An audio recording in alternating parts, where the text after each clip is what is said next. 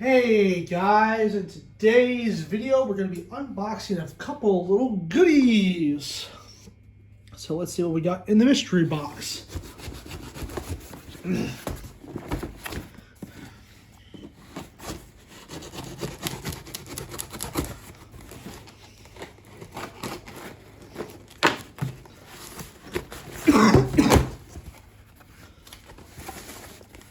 Okay.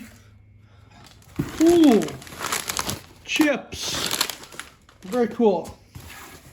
Let's see what we got in here. I believe it's one N scale, one HO piece. Yeah. Oh, it's a new N scale program I recently got too. It's an N scale church.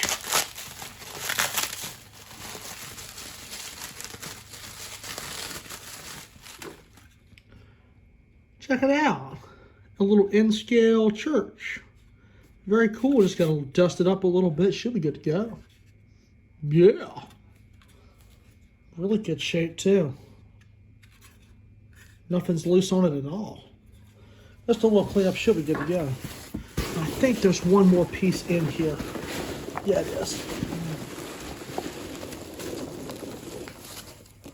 I'll get to that in just a second. Clean up some of the mess I've got and close my knife.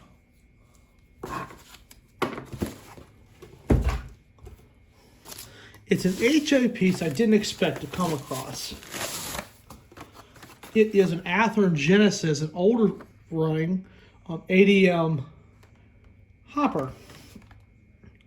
ADM milling Trinity 5161 cubic feet covered hopper. And this is an older Athearn release too, because this is the older yellow box version of Athearn Genesis. First piece of Athearn Genesis rolling stock I've ever owned. So let's go ahead and take this thing out of the box.